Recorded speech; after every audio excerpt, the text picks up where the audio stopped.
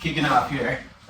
720 Smith Street recording studios.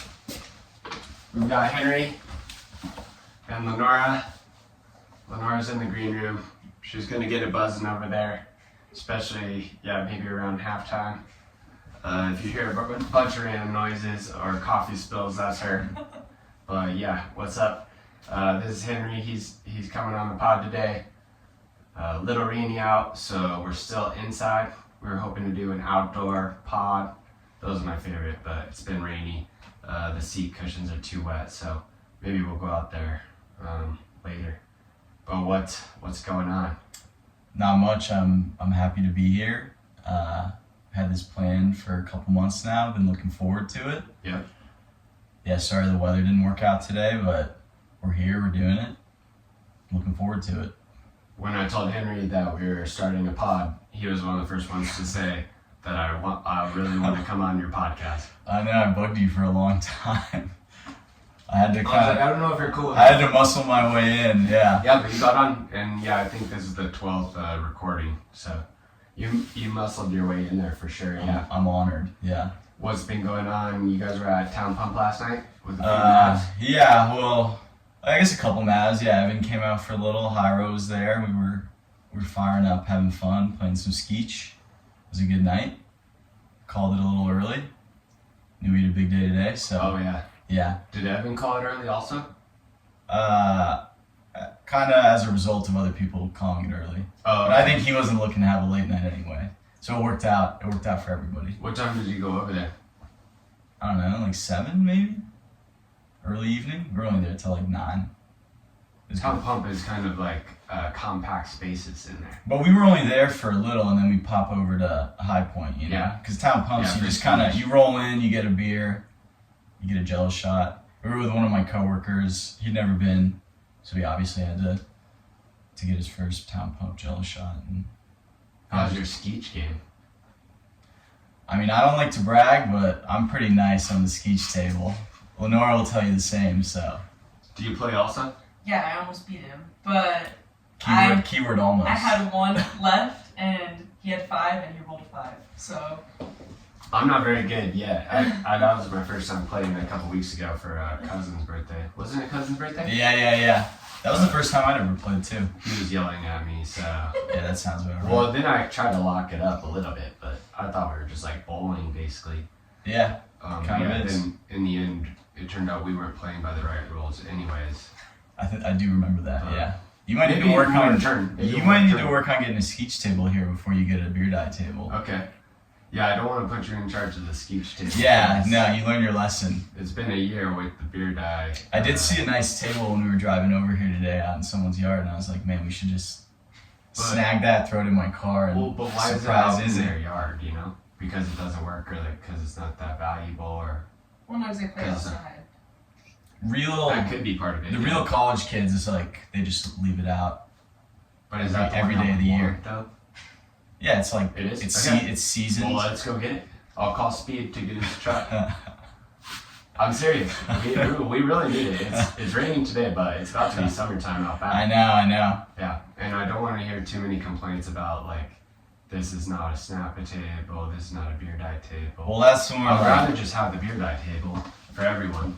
And we could do flip cup on there. We could do, we could play some LCR on there, you know? Yeah. We could do maybe some grilled burgers. It's multi-purpose. You know? Like set a table out there for everyone. Yeah. And I have bad news for you. We were gonna have a party here on Flag Day. When's Flag Day? It's June 14th. Oh. We talked about it the other weekend, but... Oh, yeah. I'm looking booked up now, so... Oh, tough. We may have to adjust that. Well, are we still getting the VIP booth at Bondi on the 13th? Well, so that's the Friday night, so yeah, potentially that's looking good. Oh, good. Yeah, bottle service, yeah. Yeah, bottle service, yeah. We'll get a sign. I haven't reserved a table yet, but hopefully they'll let us... they'll pull some strings for you. Maybe they have some spots available. We have a little bit of time to get it set up. Yeah, I'm not too worried. One of the other questions I was going to have for you is like, how did you feel out on the soccer tennis court the other night? A little rusty, I can't lie. It definitely is an adjustment playing on like hard ground when I've only played on grass before. Getting used to like that much space too, because I really only played at like Brady Hoff's tournament, and that's like a much more compact area. So that took some like getting used to in terms of like communicating with your partner. Like we were definitely getting caught out of position. Touch was a little rusty, but I think we got the hang of it. I think we only beat you guys once. We were kind of nice when we like went down to the small court. Yeah. But yeah, definitely playing on the bigger court was more of a challenge. I think the rule, like I like Cousins' rule. You know, I played with him hundreds of times, but something popped up on your phone. I don't know what it is.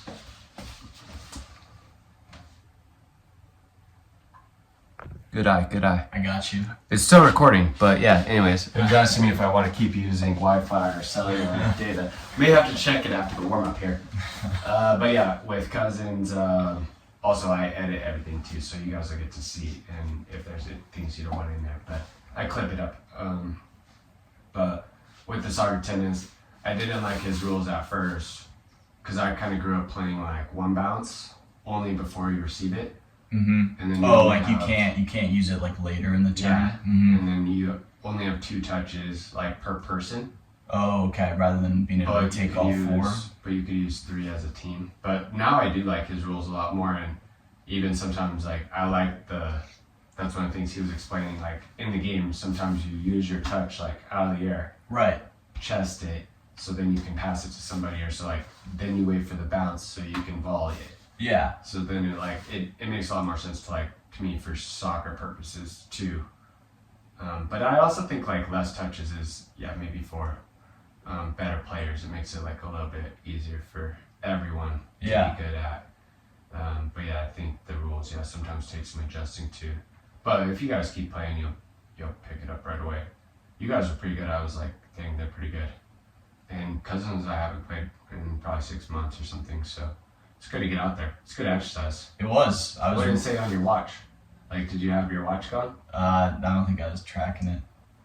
That was a rookie mistake. I'll track it next Normally time. it's a couple miles, but... It was a lot of running. It was a lot more running than I thought it would be. I was like huffing and puffing a few times. But you guys were like making us run around a lot too, so... On the bigger court. Yeah, definitely. On the small court, then you're just getting like... I like both, yeah. Yeah, I like doing both too. So many touches and coordination, footwork, agility.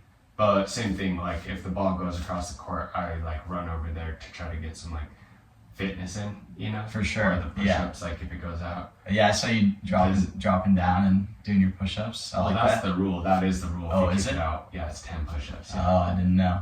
It doesn't happen to me much. Normally I keep it like in the field of play. Time. But a lot of people like Rayleigh was kicking. He probably kicked it out 20 times like in one night. You could see Evan probably booted out a few times. But yeah, it's not punishment. It's just like really, like there's even this huge fence around us, and like you still like what happened that it went out there? Right. Like I could see the big bounce and then over, but even so, like you're missing the court by quite a bit. Yeah. And if you're touching so bad and went over that fence, you better be strong. Or like while we're waiting, you can do a couple push-ups. So. No, I like that. Cousins, he does his. You'll see him over there sometimes doing some core work. That's where he gets the core. Yeah, well, he's like getting in the best shape of his life. At 40 or like at 50? 45. 45. Well, no, I don't remember the year. 44. He said he was trying to explain that there's some year. I think it's 45. Yeah, maybe it is. Like, try to go for it. So I think that's. He's building the foundation. He's building the foundation for it now, though. You can see him out there. But yeah, he's really an amazing soccer tennis player. Alex and Zach are really good too. Yeah, I've learned that firsthand. Me and Banger used to play a lot. Nick and Abe are pretty good. Brady's really good. Yeah, there's a lot of good players around. But yeah, do you feel warmed up? I do feel warmed up. Nice. I know you see me under colored lights. I know you are. Okay, guys, Smith Street Studios. I got the PST up, shirt on, Northern Flickers. We were out playing some tennis last Monday. Maybe we're gonna go out again tomorrow if it ever stops raining. Got Henry Romano in the studio. Nora's in the green room. We're kicking off over here. The first 10, we're gonna get into some of our sponsors here. So you guys already know Crystal, but Crystal Whitworth is our official realtor of the podcast. So she's giving us koozies to keep our beers cold. And they even have koozies that fit high noons. So here's one of those. Don't we have some of these? Yeah, I think we do. I was gonna say, I feel like she's given Yeah. us these before. I think it was when we were here. Nice. Thank you. Yep, so you can take those, and then any sales she makes, through the podcast, she's gonna do a donation back to the local soccer club. I love that. Has she made any? Not yet, but the podcast's not released yet. Currently, there's only one viewer and one listener. Oh, And that's true, me at the true. moment. But soon, so she's one of our sponsors. And then we have Adam Lubis. He was on one of our episodes. So Adam has this organic coffee. It's called Ross Farms. So this is the coffee, guys. I actually just saw him the other day because our girls were playing each other. But yeah, this is some organic coffee. He talked all about, his favorite kind of coffee from this region, and he's really into it. So that's all organic, and each podcast guest gets a bag of coffee, but then you also get a 10% discount. The listeners do as well. Any guest gets a 10% discount. They have organic soaps and coffees. So Love it. there you go. Thank you, If sir. you guys have a coffee grinder, Yeah, we do. We do. then poof, you guys will be in business This there. looks awesome. I can't wait to try it out. And then this is Sacred Pine. So Ellie at Sacred Pine, she does, it's right over there on College in Remington, but she does, therapy sessions, massage, cupping, all that stuff, CBD oils. So she's one of the sponsors of the podcast. I go over there like once a month. You can get a discount on a massage, but she's gonna do 30-minute free cupping. Have you guys done cupping before? No, never. Oh, yeah. It's pretty good. You like it? Yeah, I like it. You can do 30 minutes with her. So there's 2 of those for you guys. That's awesome. And same thing, there's a discount code for any of the listeners. And then this is our official podcast ball. So you guys can both sign this soccer ball. Aw. Lenora, how's your signature? Is it pretty good? Will it fit on here? Yeah, I can tone it down. Mine ain't very good, that's for sure. So all guests and green roomers can sign the ball. That's for that's for season 1 and season 2. Love it.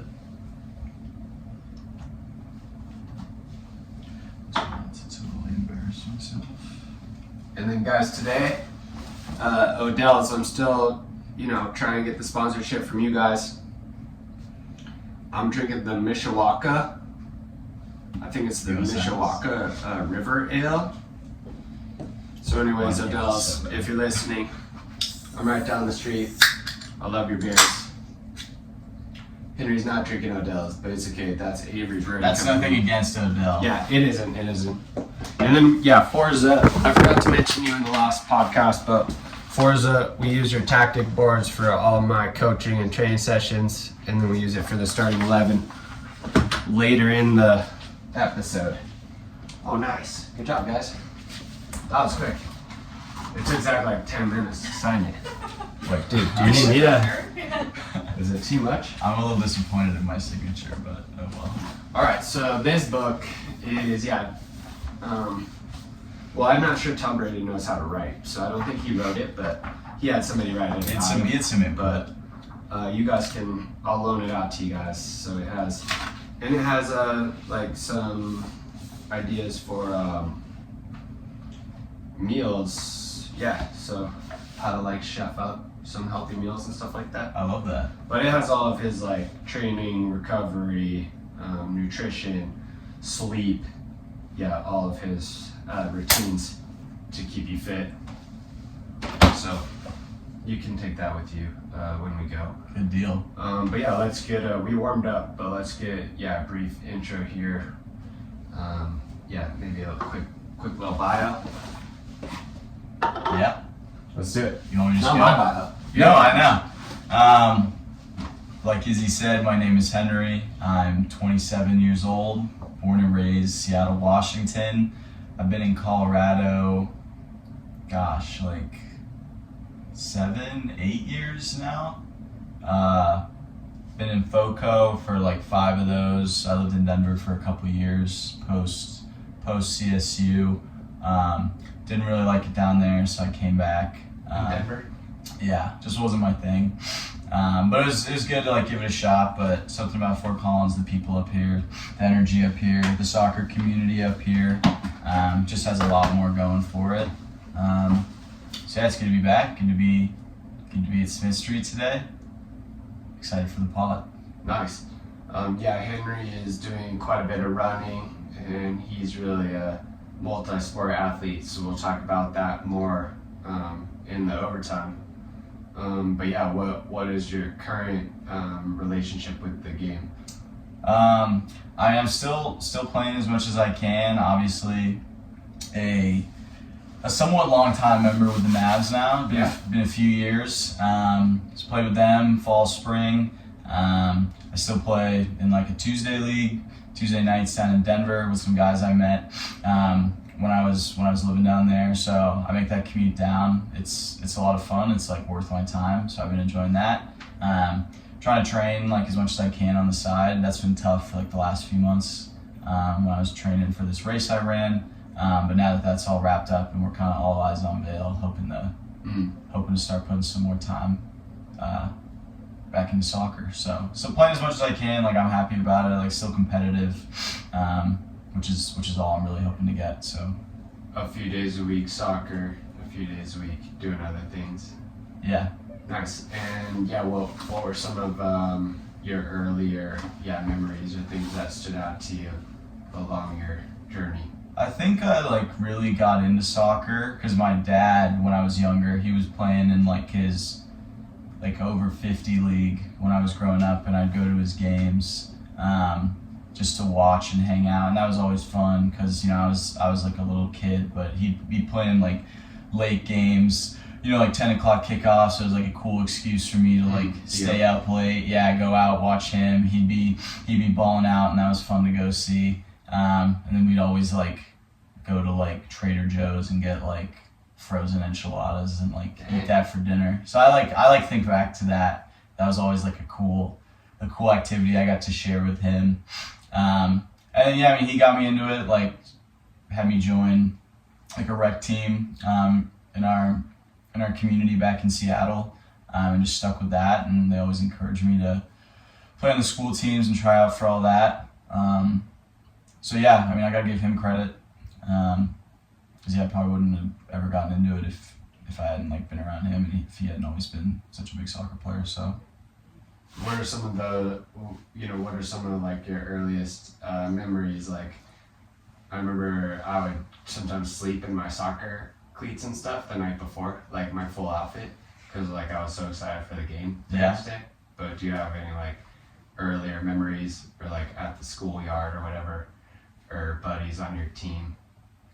I just remember because like I only grew up. I still sleep in my shin guards sometimes, but not my cleats. I can't. It doesn't let me sleep in my cleats, but shin guards is okay. That's probably good for the betting that you're not doing that. Yeah. But no, I can't say I'm doing any of that. I just think back because I never played any like club soccer growing up. It was all like rec or high school, middle school teams. But I just like think back of like our silly little practices when I was younger, like at our like local community park, and it'd just be like, in Seattle, it's like wet all the time. So we'd be out playing in October, November, it's cold, the field is like total trash, it's sloppy, it's muddy. We're just kind of out there like goofing around, like not really paying attention to our coach. Like he's trying to run a practice, and we're kind of all just like having fun, trying to like make the most of it. So it's funny to think back on like that and how unserious I used to take it, and how that's kind of like shifted over time.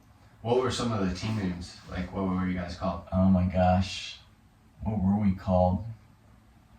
I'm kind of blanking. One of my teams was the Diablos because we were at Harris, but we had a lot of Hispanic kids on the team. So Diablo is devil in Spanish, so we were like the Devils. I like that. And then one of the other teams I was on, we were the Hot Shots.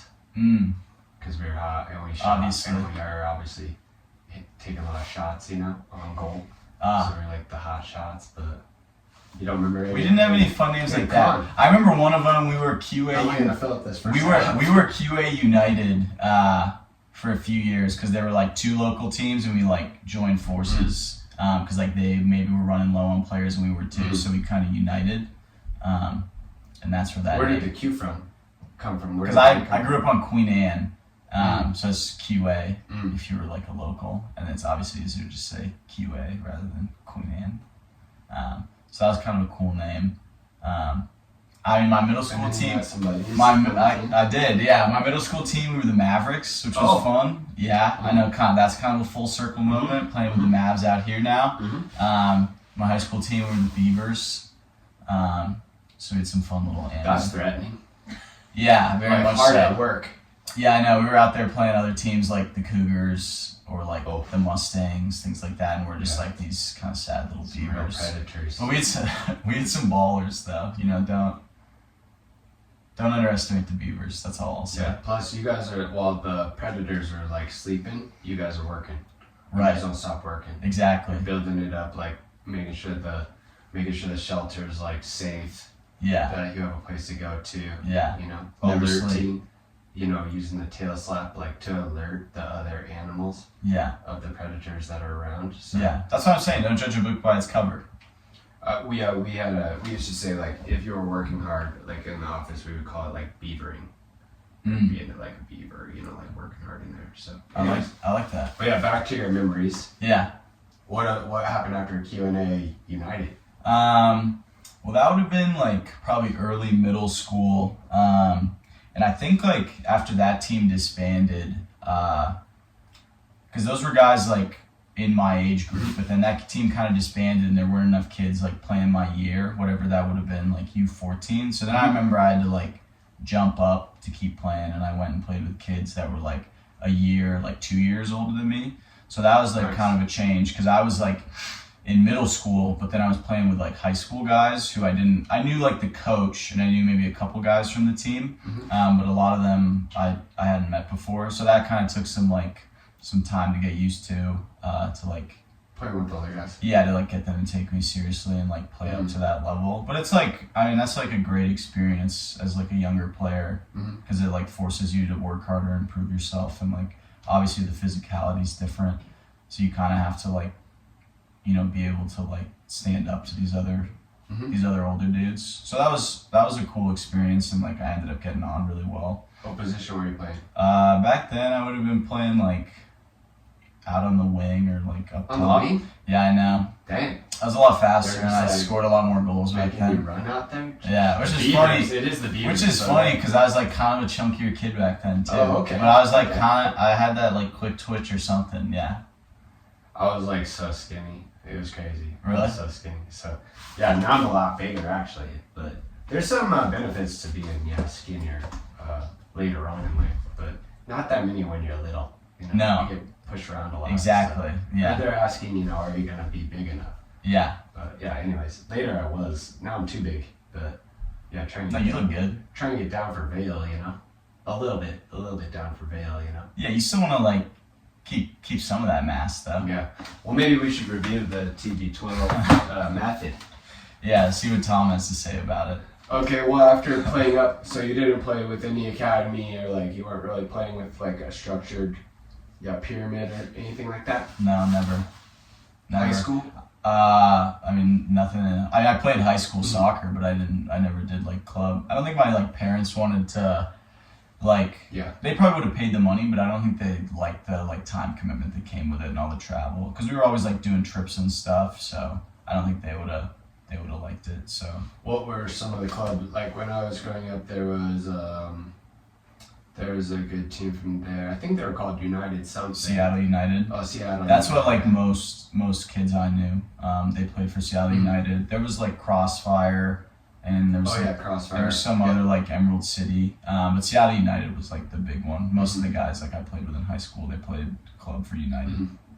Yeah, they always had some good like ODP teams. Like Washington always had good ODP teams, but this was before academy and stuff like that. So yeah, now they have. Were you guys impacted by that at all? Like Seattle Sounders, or I don't know who the other ones would be there in the area, but some of the academy, like the developmental academy or ECNL, some of that's changed quite a bit. Impacted in terms of what them like. Well, was that going on while you were playing club or high school? A little bit, but like it wasn't super common. I think there were like 1 or 2 kids at our high school that were playing for like the Sounders 2 team on like that development academy. So like because they were doing that, they obviously like couldn't play high school. Yeah.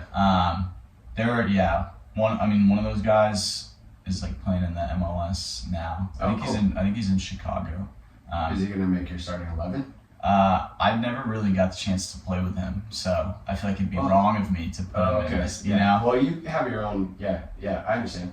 You make your own choices there as a starting 11 manager. Yeah. But yeah, okay, so how did you get connected to, like, CSU? Or was there anything we missed in that pathway? Like, did you get any, accolades or anything like that, or was the team, memories from the high school team? Yeah, I mean, our high school team was solid. Like my junior year team, I was telling Lenore about this when we were walking around this morning, but my junior year, we finished 3rd in state. I was playing like JV the majority of that season, but then like the coach asked me to come play with them for like their playoff run. I didn't like play a lot or like at all. I might have got a few minutes in one of the games, but yeah, I mean they like won like our Metro League. They went to state.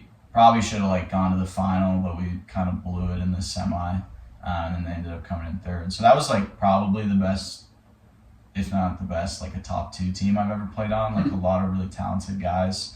And then senior year, like we had a really good squad again. Like won our league, lost the game, maybe 2, but then we like just blew it in like the first round of the playoffs, so kind of crashed out. The only thing I really like won in high school is like my rec team senior year won our like city tournament. So that was cool because that's something I've been like doing every year since I'd like played rec soccer. That was always kind of a cool thing to look forward to at the end of the year. So it was cool to like finally like win that with like all my friends.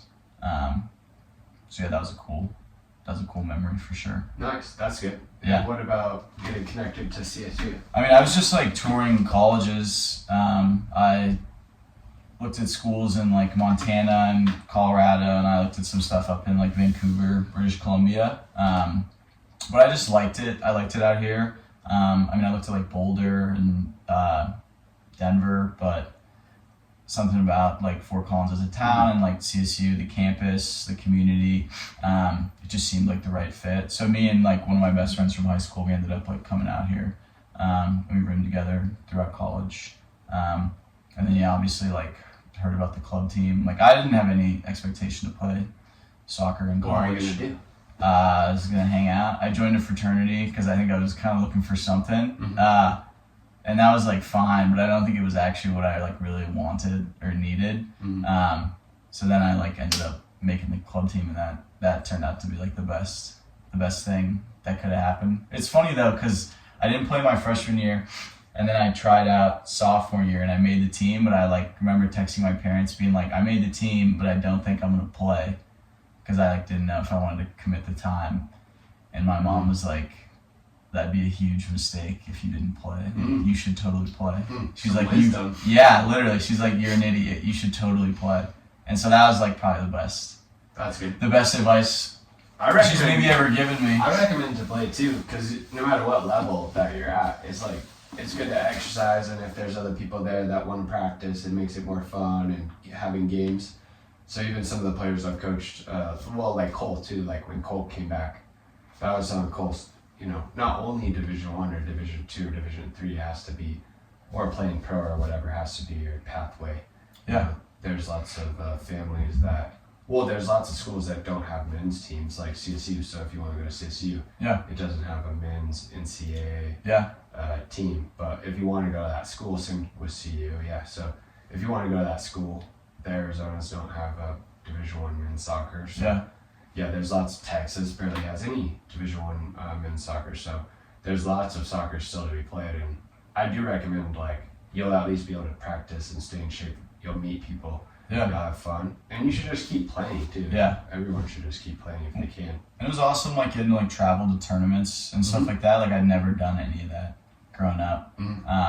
So it was awesome to, like, go to regionals and nationals, or, like, go do our, like, San Diego Surf Cup. Like, that was all, like, brand new experiences to me. Plus, you're, like, doing it with all your best friends. And yeah, I mean, like, we did a solid team. Like, we were always, like, competing, like, winning the league. Kind of, like, hit, like, a little roadblock at nationals, but, like, we'd always at least make, like, the knockout rounds. So, I mean, it was as good as How soccer. was the coaching? The coaching, I mean, man, that might stand out more than Up and anything down. else. Up No, and down. it's consistent. Like, you always know what you're going to get from Cuz. What's that? It takes just, like, raw energy. Like, so many good, like, memories of him, like, up and, like, giving, like, just, like, funny pep talks, or, like, doing stuff to, like, boost morale. Not even necessarily, like, on the field at games. Like, he's just a good guy to know. Huh? Do you have a memory? Or, like, I don't want to, like, get Cuz in any trouble.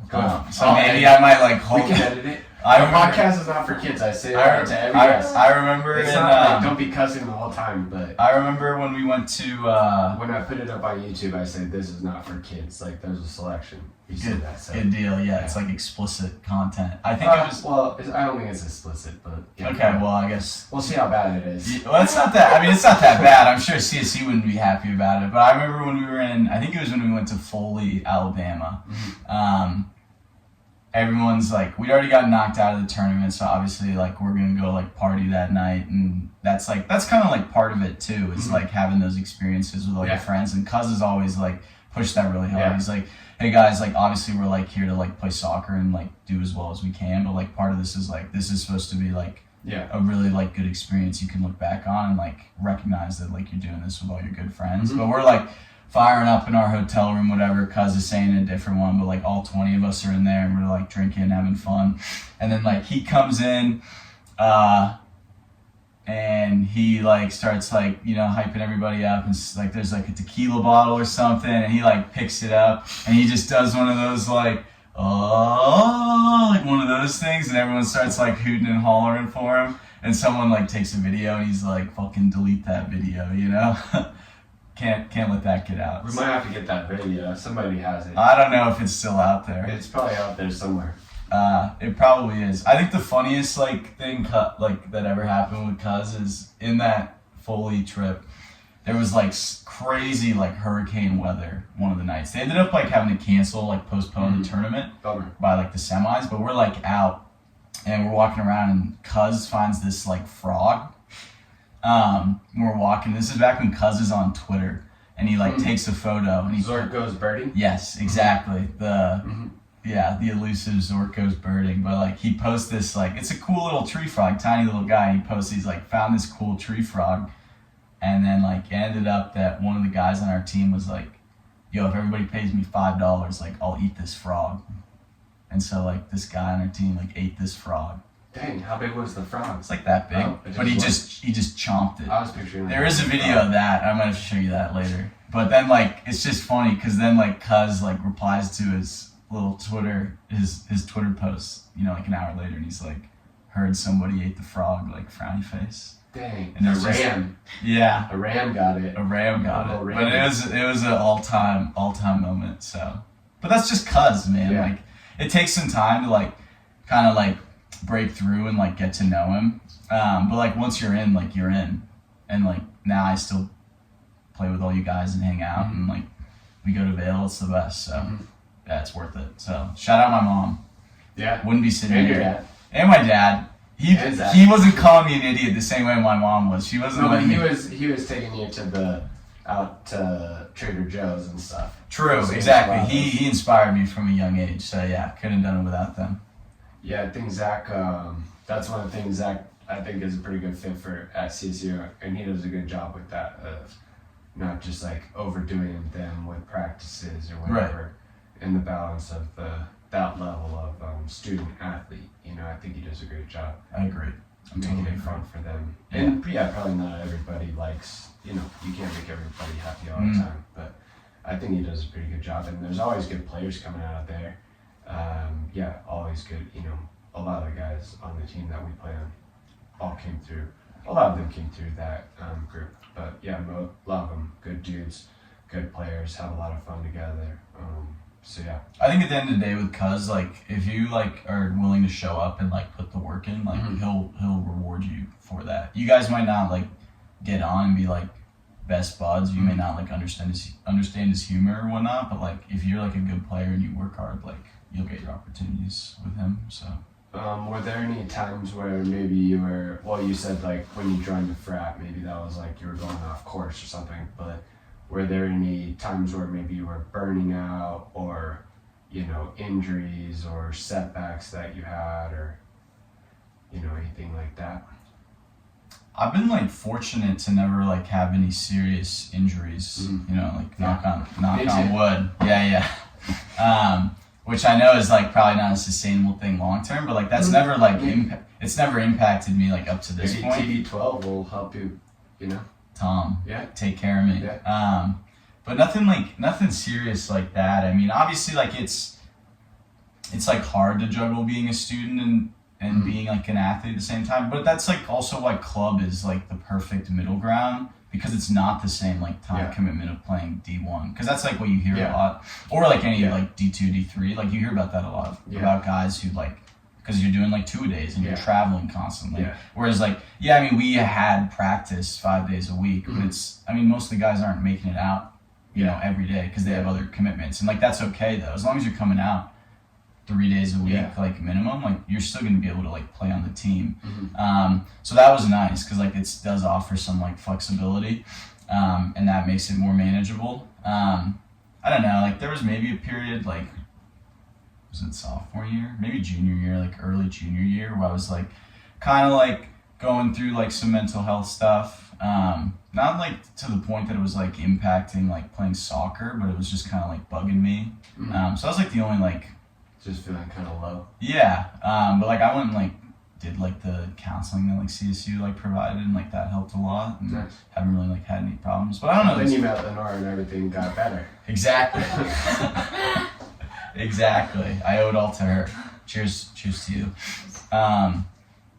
But yeah, I mean, like even through all that, like soccer was always like, it was just like an outlet, you know. It's like something to look forward to. Like even if you're like getting wrecked in class, you can be like, oh, at least like I know I get to like go to practice later, like, or we have like a big game this weekend. So it always like was something to look forward to. Yeah. So that was like, I mean, if I hadn't had that, it probably could have been a lot worse. But yeah, it was awesome, like having that kind of support system all throughout college. Nice. What I remember you like those Predators, those black and white Predators. Oh, you like those? Well, I mean, you liked them. You wore them for 7 years or something. No. I got a couple different pairs. I thought you called one pair. No. They were all falling apart, so I don't think you had any new ones. Well, I wear my. If I would have spent $200 on cleats, like I'm gonna wear them until they're falling apart. Those are barely making it. I did finally have to. I know. As soon as I started like putting duct tape on them, that's when I'm like, I need to re-up. I wore those Predators too. That's Something? I remember those because I wore those when I was in college. I used to always be a Nike guy growing up. The tongue's back now. I know. I was looking at getting a pair, but I think they were sold out when I got my new pair. But I grew up being like a mercurial guy. I had all like the goofy colors and stuff, like the yellow and the pink and stuff. With the vape. Yeah, like I don't think it was me because I switched to Adidas. That was like back when you were faster. Yeah. Oh, maybe that's why. Yeah, like, it could have been. Maybe you're a faster guy and you needed that. They could. Well, I think. I mean, like that's the thing with Adidas is like they are a little bit bulkier, like the Predators, but I like the little like ankle sock thing, and I have wider feet, so like it fits my like foot shape better. But I feel like it gives me like maybe I lose speed, but like I get better like connection with the ground and like control with the ball. Yeah. So now I'm like totally like Adidas or die. Yeah, Adidas, if you're listening, we would love a sponsorship. But honestly, also the equipment is so expensive these days. Yeah. I mean, geez, it's crazy. It's an investment, but it's worth it. Like I've played, like when I grew up, I would worth it, but I grew up like buying like, you know, $80 pair of shoes or pair of cleats, but like now I'm like, I know like it sucks to spend a couple $100, but like I know it's like gonna be worth it. I know it's gonna last. Don't tell Adidas that. They're listening now. They're not gonna change it. Adidas, drop your prices. Well, I don't think I've ever spent $260. That's how much the new Predators are right now. Well, it's because they have all the different like versions. You get like a basic, you get like a pro, and then they have like their elite. You know. Yeah. So you can usually get by with like the middle, but it is nice to like have the elite. Yeah. That's why you gotta be nice to your parents. Okay, you gotta be nice to your parents nicer and hope they get it for you for or Christmas. like a discount price, but honestly, $260 is just like it's a lot. Discourages a lot of people from buying. No, I hear it. It makes the barrier to entry. That's why a lot you had harder. to have them for 7 years. Yeah. Because you're like 25 cents a day, you know, like on that path to pay. Like I said, I was getting my money's worth. Yeah. Okay, who do you think is gonna win the World Cup? Man, you know, Zach went with France. did he? Yeah, Nick, who was on, this coach Nick Hawley was on. He was saying France also. I think it's like hard to count France out. I think like with Mbappe, like, I mean, he shows up. I think Spain like very easily could. Yamal is like unbelievable. I mean, I would just like to see the U.S. like do well. I don't expect them to win. If we can like get into like the last 8, I think that'd be awesome. Especially because we're hosting. There's a lot of extra pressure. We don't have to qualify. Some people think it's kind of like a cakewalk. You know, we don't have to prove anything to show up. That's true. So that's what I want to see. But I wouldn't be surprised if like Spain ran it back and won it again. I saw them play France last summer. I was at that semifinal. Yeah, Henry went to the Euros. Yeah, it was sweet, and I saw that goal Yamal scored. It's like, dude, this kid's like doing legit. Messi level stuff. Yeah. Well, not yet. He's like. I think he is. Well, maybe he's unbelievable. Hopefully, he will continue. I hope so too. Yeah, if he's got that longevity in him, then I think he could have like a pretty incredible career. But yeah, I might have to put my money on Spain. Yeah, they're pretty good. I wouldn't count anybody out, but I'm rooting for USA. I think USA is gonna win it, and I think all the the North American, Central American, South American, I think they'll all do well in the next World Cup. You gonna go to some games? I'm gonna try, but yeah, maybe. Well, one area I was talking to my buddy. He's up in Vancouver, so nice. Maybe we would go up there for like a week or something and just see whoever's there. But same thing, it's so expensive to like go, and then maybe you won't even get tickets to like the USA game. So, yeah, I've talked to a few people. They're playing. USA's playing in Seattle. You go see them in Seattle and then pop up to Vancouver. And see, that would be really fun. But maybe we wouldn't even get tickets to the game. But maybe I'm saying if it all worked out, you know. Important. Yeah, it kind of depends where you can get tickets, and yeah, I've been asking people kind of like, is there a way to get tickets under the table, or like, you know. Yeah. What is the actual scenario? Yeah, I mean that's the nice thing about like the tournament, like being in the U.S. is like the fan experience is like part of it. Like even when we were at the Euros last summer, it's like we went to 3 games, but like just being like in the host cities and they have all those like fan view zones. Like I went to one with Lenora in Frankfurt, and it's awesome. They just have like big screens and everyone's hanging out. Like so even like if you can't get tickets, which like I understand, like. That's a lot of people are going to get priced out. Maybe I can't go to the games, but like you can still have like just as memorable of an experience like going out and like even if you just went down to like Denver, you know, if they do like their setup like in that square where they like. I'm not that big of a Denver fan, anyways. You know, I would rather do it at Smith Street, honestly. I mean that's fair, but like I don't know. How much for like a screen? When we were living in Denver, when the Avs won the Stanley Cup and they were doing their watch parties like downtown, it was electric. So that was one of the nice things about. That was good vocab. It was one of the nice things about Denver. But you're right. I mean, Smith Street can put on a pretty good watch party too. So you just gotta get the. When you were in Europe, we were doing some yard work, but I was asking Cal, you know, should we just get like a projector like on the patio out there for the games? But yeah, TBD on. You got a lot of time. You got a whole year to figure that out. Spanish, so we might maybe I'll go down. Yeah, south of the border. I think that'd be a cool like deal if you could go see a game in each of the host countries. I just feel like it's gonna be dangerous down there. So I don't think so. Because I think they'll clean things up. Like they're already doing that like out in LA, you know. I think they're already like.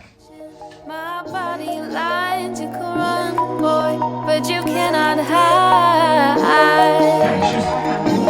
Watch your inhibitions fade away as we dance into the light. They don't think. Cheers. I'll come over. It's good. Cheers. That seat is pretty comfy over Cheers. there, but might fall asleep. Yeah, you should start like snuggling up with your guests on there. That's normally where Red likes to be. Oh. Red and Koji like to be over there. Did that dog ever get adopted? Mm-mm. But we're not gonna we can talk follow about up. Yeah. We don't need any cheers. Just well, there might be cheers already on the pod, but there were Zork had some cheers on the pod. So after starting 11, I didn't know, but then once I watched the video, then I saw that he was crying. Really? Yeah. Wow. So, I guess it was like powerful for him. I may not match that I'll have kind to of start emotional. Okay, right now we're kicking off. Actually, we already kicked off, but the clock is running right now. This is how I keep track of the time. So I like that. You got a big watch, dude. yeah, this That is thing's massive. yeah, it is. It was for ultra or like when I was doing the triathlons. Yeah, It's called Sunto watch. heard of it. Yeah, That's just a huge face. It'd It be is. nice to read everything though.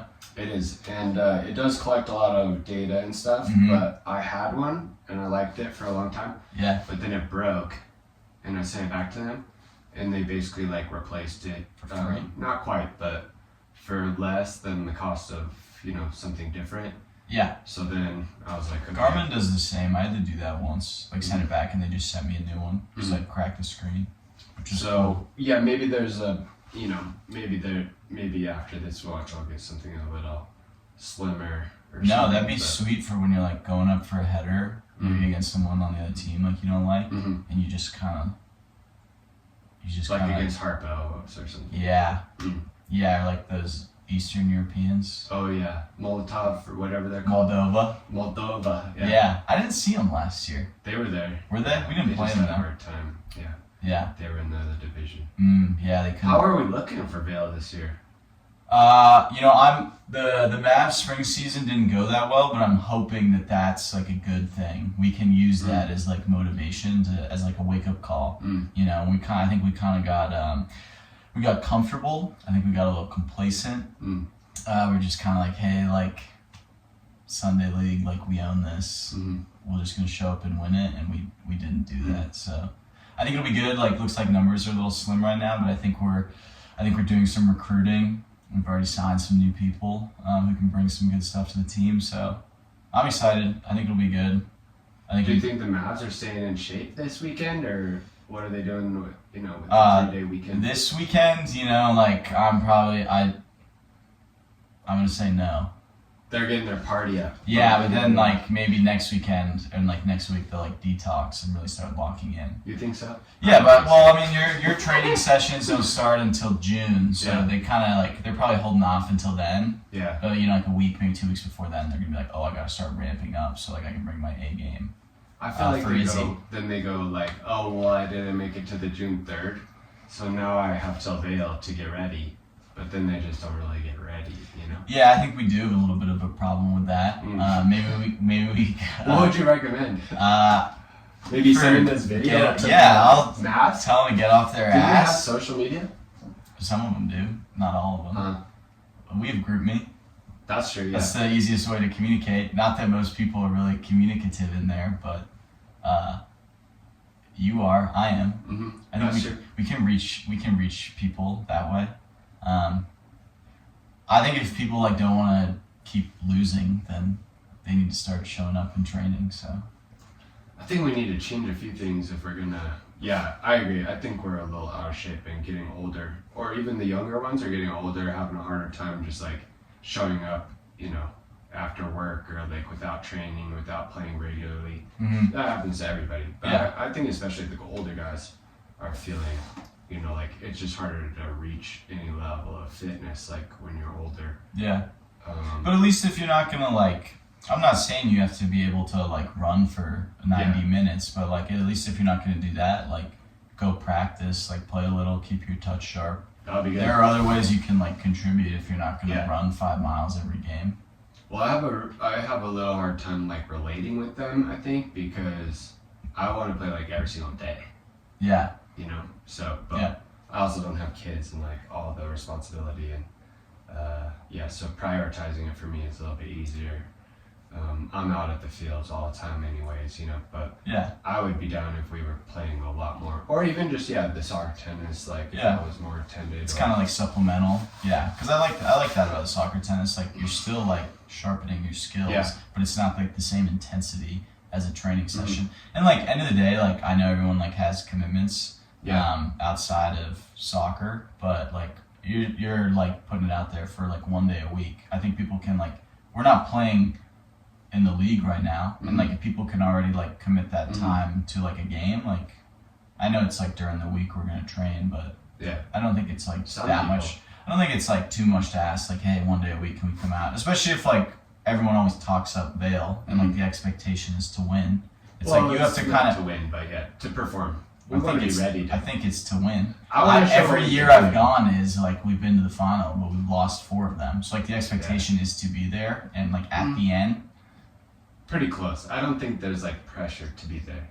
But normally we get there. But this year I'm not sure if we will, like some of those other teams. I'm a little worried, with like New Belgium's new team, like if CSU puts a team together, I'm a little skeptical about that. Yeah, I don't think they'll like round up a team. But like New Belgium will definitely like put some extra pressure on us. I don't know. I want to do well. I don't want to crash out. Yeah, me too. Okay, well, let's get back to your highlights here. Cool. So this is supposed to be, your biggest moments, accomplishments, trophies, or memories, if you were 41st in assists or whatever that one season, and then you got better. Next year you were 39th or something, some big moments. But it could be this with the CSU boy, like anything, that stands out to you that you're proud of. Or it could also be some things that people don't know about, too. Cool. Some moments that meant a lot to you. My like hardware cabinet isn't that full. I haven't won a lot of trophies yet. Sure. Biggest one probably when we won regionals with CSU junior year. That was pretty awesome. We knocked off Minnesota in the championship out in Iowa. That was super rewarding. That was a really good team, and we like kind of dominated that tournament, and like Minnesota is a really solid club program. See, again, they don't have Division I, but and they're usually like always in it every year in our region. So that was awesome to like win something. I don't think we really like won anything else at CSU. We had like some good runs at nationals, but like I said, usually like knockout rounds were where it ended for us. Besides that, I haven't like won much of anything else. I won that city championship in high school. It doesn't have to be your trophies. Like, what are some of your top moments? Top moments? The regional final was cool. I had an assist on one of the goals, playing right back. That was cool. Not everyone wins a trophy, No, Some I know. people are, if you're what's his name? Ryan Giggs. He plays for Wales. Yeah. He's not going to win the World Cup with Wales, but I'm sure he has lots of Well, he won plenty of other trophies in his career. Well, he did, But maybe you will listen. I will say, like, one of the coolest moments I think of is when I first joined the club team and I was playing on the B team. First game of the season, sophomore year, we played Boulder's A team. So, like, they're kind of, like, top team. I don't know how that worked out in, like, the scheduling, but so, like, we were the B playing their A, and it was a home game, and it was, like, my first game playing for CSU, and we had, like, a nice, like, crowd out on the IMs. It was, like, a Friday night. We beat them 2-1, so that was a pretty, like, awesome, like, intro experience that, like, really kind of, like, showed, like, whoa, like, CSU soccer is, like, kind of legit. This is super fun to be here. So I think about that. That was a really cool game. Kind of sucked after that because then like that was when like Cuz started like poaching all the really good guys off of our B team to go play with A. So like Christian had just joined the team and he was playing B, and he's like nasty. Yeah. And like Cuz saw that game and how sick he was, and he's like, "Oh, you're gonna come play with A." So we got to play like one game together, and not really much more after that until I like hopped back up to A, but that was cool. I think senior year, I scored a game winner against Mines, which was dope. The Diggers. Yes. Mm-hmm. At in Golden. That was cool. I was playing right back, but Cuz let me go play like right wing, one of the rare times, and I scored the go-ahead goal, and then we clutched up and won. So that was a cool experience. Yeah, I mean, those are like some of the ones I think of. I don't know, nothing else like really stands out too much. I won some other like league titles like down in Denver, which has been fun. That's why I keep driving down there. Yeah, I'm glad that you do that. There's good soccer down there. I think it's sick. I feel bad whenever like people hit me up to like join leagues up here, but it's always on Tuesday nights, and I'm Well, like, people want you to play anyway, so. exactly. I'm like, I don't want to do that. Plus, everything up here is like 7v7, but this is like full field indoor, which is dope. I really enjoy that. And we're not like doing too hot right now, but it's still fun.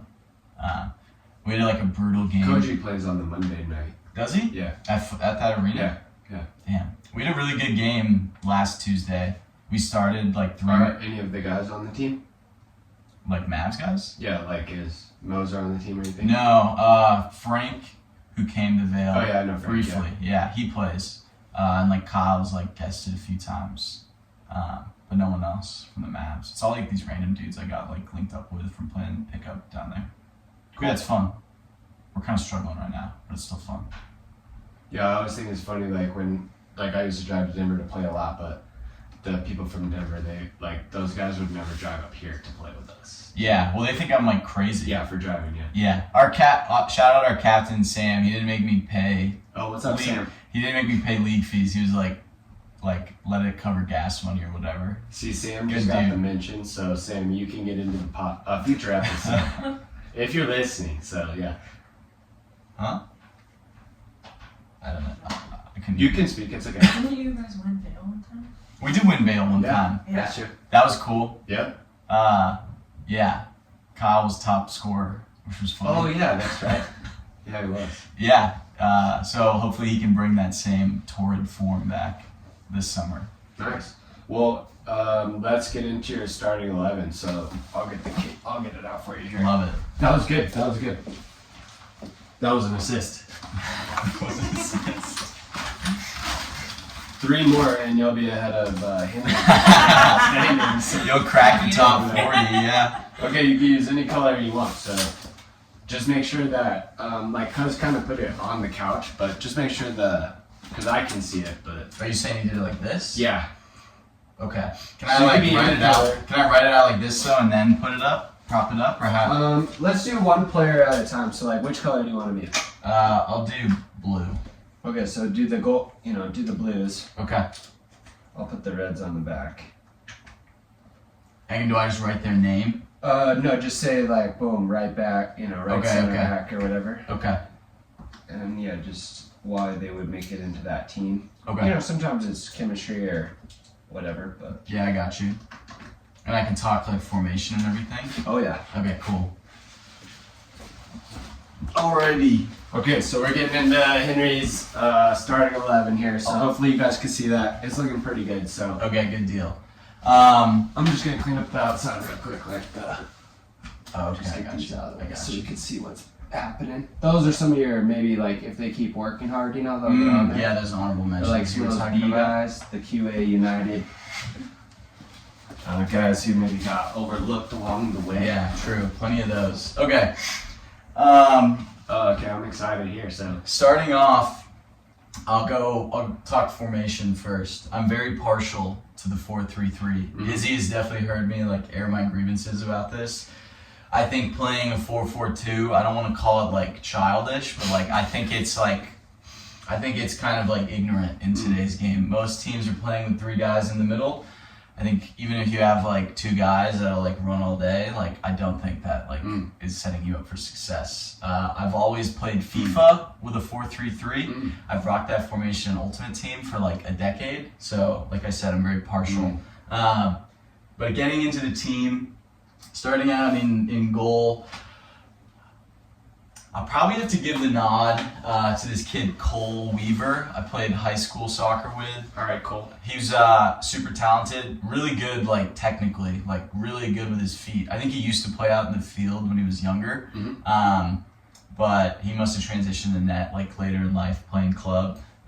So that's something that like maybe we miss out on sometimes, like in goal. Like it's because in theory, like your goalie should be like another player on the field, you know, like you should be comfortable being able to play it back to them and like using them to play out of pressure, things like that. But also like athletic, talented, like he could make big saves, but he was also like his like passing ability was super technical and good too. So I got to give the nod to Cole there. I think he just got engaged too. Okay. I think I saw that on Instagram. Sorry, I just came to my mind. We don't know when this will come out, but okay. Hopefully. The day of recording Hopefully on May 25th, he just got engaged. So congrats. Cool. Moving into the back line, dude, this has been kind of like giving me like nightmares thinking about this. Oh, dang. I'll start it right back. Yeah. 4 across the back, right back. I know this isn't like his like technical position, but like I want to make sure he like gets into the squad, so I made room for him. So I'm gonna have to go. I'm gonna have to go. Not really. Like I think this guy can play anywhere. You just said you had to find a way to get him into the squad, but. Well, yeah, because there's like other positions that I feel like are already taken. Like I mean, to be honest, this guy can play anywhere on the field, but I'm gonna put him in right back, so he fits in. I gotta go with my boy Allard. Like I said, I mean, he could play anywhere. Like I could put him up top, I could play him on the wing, I could play him in the middle. Just like the guy has aura out there is how I would describe it. You know, like he's gonna go out there, he's gonna go like knock some dudes over. When you see him tracking down like a through ball and he's like coming in at that 45-degree angle and you see that like red in his eyes, like, and you know he's gonna clean someone out. Like I love that. I love the energy Allard brings. Like he's a smart player. You can trust him on the ball. He makes good decisions. So yeah, I'd have to rock with my guy Allard. Again, Jack, sorry, I stuck you at right back. I think you can play anywhere, but it's just the way it shook out. So I hope you understand. We'll play right center back next. Maybe sitting like a little. We won't be totally flat. A little deeper. I'll go with another kid I played high school ball with, Max. Super talented, tall guy. I remember Max. Huh? I remember Max. He was at CCA, yeah. No. Oh, okay. Never mind. That Max is from Washington as well then. So is this guy. So maybe that's, yeah. No, this is a kid, I think he lives in Oregon now. But, yeah, super solid center back, like really like technically sound. He trains a lot. He's like worked really hard his whole career. He also like scores a lot of goals, you know, like he's like an offensive presence as a center back, which is like kind of what you want as you're like kind of getting to that next level, you know, when you're watching like the Prem and stuff, like those center backs are like scoring goals consistently and like he can bring that to a team. Not the fastest guy like by any means, but like he can use his body well. And he just like, he holds it down back there, which is why I would then have to put Christian next to him to kind of make up for some of that lack of pace. I mean, Christian's just like one of like the best like athletes I've ever met. Whether he's playing soccer or football or basketball, or when I go watch him play volleyball with Lenora, he's just like a dog. You know, he's everywhere. Sometimes it's like, not to his own benefit, like he's doing too much, but like that dude's running around everywhere. And I mean, like, yeah, playing club with him in college, like he's never getting beat in a foot race, which is like what you want, I think, in your back line. And then, like I said, he kind of helps cover for maybe the lack of pace from Max. No offense, like we've talked about that before, Max. So, you know, it's no surprise. Left back's kind of tricky. I don't know a lot of like pure left-footed guys. This is kind of like a similar situation to what I did with Allard. Like I'd have to put my guy Rom over here. He is like pure left-footed, but he played more like center back for us at CSU. But I think he could very easily slide in and play left back, no problem. I mean, just like super like one of the hardest working guys ever. I met him, but I think he came and trained like that summer, like during COVID. Yeah, during COVID, right before he like moved back home. But I mean, like, I know he's still sticking with the game and playing a lot. But I mean, yeah, he's definitely like a huge like motivator, and he helps like obviously like boost the morale of the team, and like he's gonna help everybody else work harder. So yeah, I gotta give some love to my guy Rom. Moving into the middle. Who would I start here? Probably rock with Cole, Mr. CC. The way I'd like structure my middle, I like having these like kind of two like more sat back middies, and then one that plays higher. The way that like we had it in high school is like, even though we had these two that are sitting deeper, our coach kind of deemed one of them like our crazy mid, where like they had the like they had the ability to like kind of like free roam, like they're more like box to box, where the other one would then kind of like sit in and hold more. Or they could both, like if you have two like engines, guys who are just like running all day here, like they can kind of alternate and do that, and one kind of sits in for the other. But yeah, I'd definitely have to go with Cole. Again, like dude can just run forever. Yeah, he can. He's super, super talented. He's really shifty. When he starts doing his little shimmies and stuff, I love watching that. And he's cold blooded, like he's made like every penalty I've ever seen him take too, which is like, I could like use some advice in that regard. So okay. Yeah, you know what I'm saying? Maybe we have some notes, So I'd have to rock with Cole. I feel weird putting myself in this team. No, you can put it in there. I mean, I would love to put myself, because I love playing with Cole. Like, because we both like feed off each other's work ethic, and then like I said, we have that flexibility when we're playing together of like we can each push up as needed, and the other one will sit. Like we know our roles. So yeah, like in my perfect world, I'd play with Cole. The more attacking mid. This one's kind of tricky, because I feel like there's a lot of people I could like put in here. Like some fake people. Like it could be you. I could put like Speed up there, because I like when Speed plays in the middle, because I think he like really calms the game down. Yeah, it is. Which is something that like the Mavs struggle with. I could put Stevie Salter in there. Yeah. I'd hate to give him like credit for anything, but like he is like a very talented soccer player, and obviously like he makes stuff happen, which is what you want. Man, this is tripping me up. We can come back to it. Maybe I don't know if that's gonna change anything. Maybe we need to see the relationship, with the striker, with the wingers, Well, all right, But those are good mentions. We'll come back. Yeah, that's what I don't like that. That's what I was saying. I was like having nightmares about this, because I was like, plus I was like, Speed to come on the podcast. Now he will. Now that he heard that he's gonna be. Well, plus I was like, God, like I've been trying for 12 months. Well, plus I was like, oh man, it's Izzy's podcast. But actually, I'm like, is he gonna? This is the first time that Speed's been on in the starting 11. So really, I think that's a good go. Yeah. I think that's surprising. Like, I think Speed is a really, really solid player. Again, like a guy who can kind of play all over. Yeah. And do it. I've seen him playing goal this year. Like he literally does it all. Yeah. All right, we'll come back to that, but yeah, that was a tough decision for me. I mean, he's smiling right now. I can tell. So as soon as he hears that, oh my gosh, he's gonna want to do this in Vail. I got you, Speed. Yeah, I'll be the 10. Let's mix stuff up out there. I'm all for it. We'll go to left wing. I mean, it's probably got to be like Moser. Yeah. Especially like college Moser, like that, like drive down the line, like cut onto his right foot, like that was so money at CSU.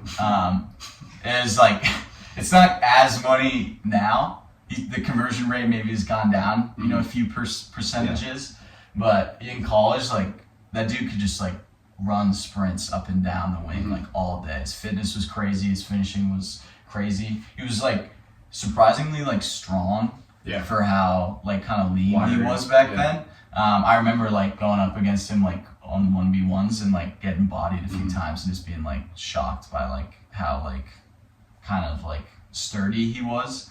But yeah, his like speed and finishing was lethal. Sometimes Cousins would be saying like, I remember Cousins would say, oh, like out of the top 20 goals like Cousins has ever seen, Moser has like 10 of them or something, you know? Yeah. Because he would just score crazy, you know, ridiculous like level goals. Yeah. But I do think that is like something that gets overlooked sometimes, is like when I recruit or when I am picking teams or whatever, I'm looking sometimes for players that like, because part of your job is to score, right? Yeah. So that's one of the skills. But like sometimes you turn it over, sometimes you miss your shot, sometimes you dribble out of bounds or whatever. But also like if they can score, it's like, dang, there's 10 other guys on that team that like they don't score. Right. Ever. He delivers. Yeah. So and like you need guys on your team who will like create their own opportunities too. And like he will like just do that. He'll pick the ball up and drive, you know, half the length of the field and like create a scoring chance. I mean, like when I watch Moser, like I heard Cousins say that, but even like in the CCA leagues or whatever, like he will score if you watch a whole game, regardless of what the score is. Like he will score a goal. You know what I mean? If you just watch him for 40 minutes, he'll score. Yeah. So that's not everybody's like that. No. Some people, they play the whole season, they don't score once out there. I know. At CCA. I know. He scores every game. I know. So any position. I'd have to put Moser in there. Especially in college. Like dude he was a monster. We'll just work like directly across the top. A striker, I think it like just has to be Cuz. Like I haven't like played with, like, again, like you want guys on your team that like get results, and like Cuz like manifests all his results. Like dude shows up hungover and he subs in like late into the game. Not late in the game, but like, you know, he subs in after 10 minutes. He's like, guys, I'm gonna go play for 10 minutes, score a goal, and come back out. Late to big yeah, exactly. That's what I mean. He was late. Because he was boozing the night before. Yeah, exactly. Yeah, or he's like taking a dump or something. We're checking in. We don't have the cards. But yeah, I mean, like, dude just like, I'm gonna go in. Like, I've seen him do it. Shows like, countless. I've seen him do it countless times. Like, he shows up. He's like, I'm gonna go in for 10 minutes. I'm gonna score a goal, and then I'm gonna come out. And he like goes and does it. And I mean, like, he doesn't like look like an athlete, but he is an athlete, you know. And he's just solid. Like, he's good with both of his feet, which I think is really important, especially as a striker. Like, he's not one-dimensional. He's shifty. Like, I've seen him break people's ankles, like, which again you probably wouldn't expect from a guy like that. He's got like really good footwork. Yeah. He's a good touch. But yeah, like he bags goals, which is what you want from a striker. So yeah, I'd have to rock with my boy Cuz. You didn't see him when he was little either. Like when he was in high school and stuff, it was crazy. I can only imagine like when he was at the peak of his powers. Yeah, when he was probably 16 through 25 or 26, you know. Yeah. He can like, also another one of those guys. guys. That's the same for all. I'm not just saying, because he's not good anymore. I'm just saying, like, he was crazy back then. I remember from around here, like, when I was watching him growing up, I would go watch the high school games, like, because he was playing and stuff, you know, when I was little. But he was like a spectacle to go see. It was, honestly, it was. And I would be like watching all these players that are supposed to be so good, but he was always ripping it up, dude. I like vividly remember, I don't remember if it was last year in Vail or maybe. And he does all the time. He'll score the first goal, you know what I mean, every single time. Go ring that bell. I've never done that. I've been up there 10 times. I've never done that. Like, I want to so bad. Yeah, I know. But he's probably going to do it again this year. To do it more. I know. He lives for that, though. Like last year when he did score, I subbed out also. Yeah. Like, when he scored, I subbed out. Because I was like, that's the moment. That's it. Because he went to ring the bell, but I subbed too. Because I was like, that's just exactly what I'm here for. I just remember. But he is too. And then did you see, I don't know if you heard about all that, but so the Hispanic team that beat us in the shootout, did you see after the game they were like ringing the bell and stuff? Did you hear about that? No. Yeah, because they played right before us. Yeah. In the Vale, the first game, and we were like warming up there. Yeah. And I think they beat Rovers or whoever in that first game, like in pool play. But then they saw that like Zach was ringing the bell. So when they beat us, they all went over there to like ring the bell. See? So there's some like underlying. And I was watching, but I was like, well, we'll see you next year. Yeah. Yeah, if you come back up. But, well, it was just like, come on, they're doing that on purpose. They didn't even deserve to win I that appreciate game. They didn't even deserve to win that game. Even Zach was saying like he was going to go over and say something to them about it. But it's like, we'll see you in 12 months. Yeah, and we'll show you what's up then. Yeah. Or they won't come back, but yeah. So anyways, go ahead. Yeah, I put Zork up top.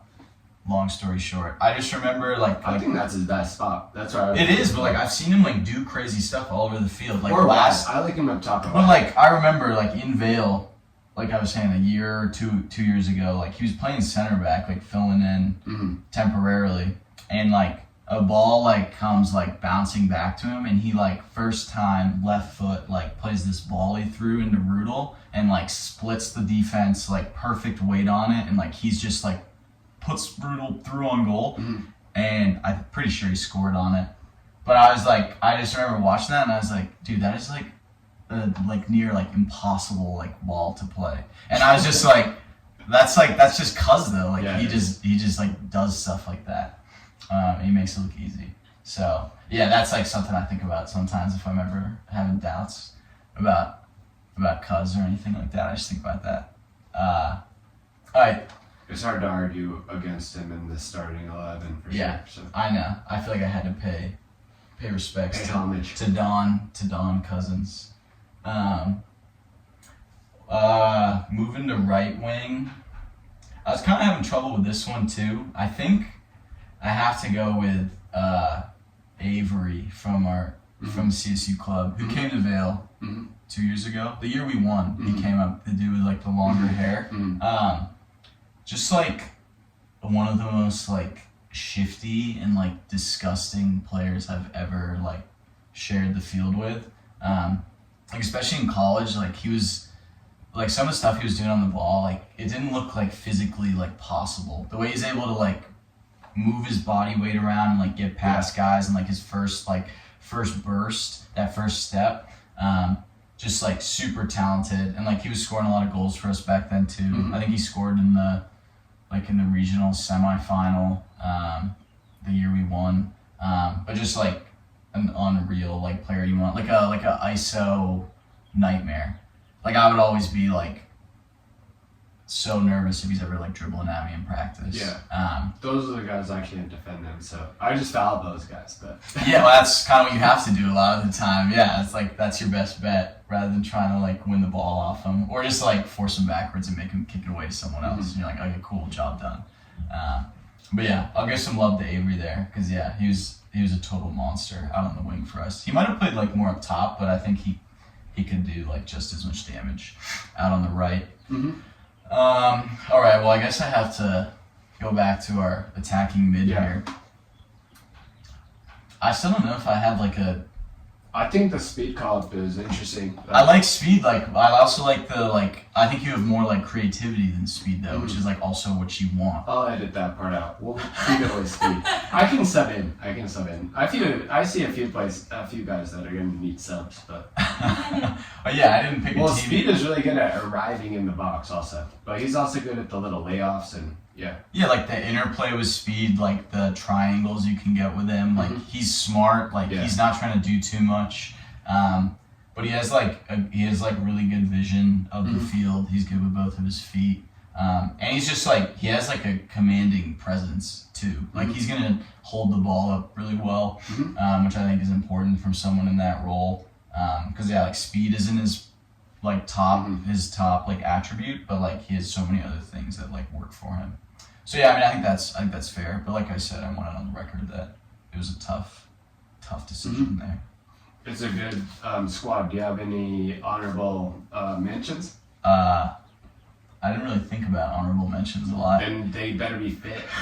What about a coach? Like who's gonna coach them? I didn't really think about a coach either. Are you gonna coach them? Or like not me. Are there enough leaders on the field that they? Can you coach him? I could coach them, yeah. But I also expect you. They don't come to training. I think this team. This is my text group. It's just me. It's just an echo. I think I have the wrong number. I'd like to have you coach. I'll coach. But you also would be probably an honorable mention too. So you might be a player coach. Too, so. I think Speed could also coach. I like the Yeah, they can. I like the back and forth that you and Speed have as helping coach the Mavs. So. Assistant. Yeah, coaches. I think you guys do a good job. Or together. York isn't there.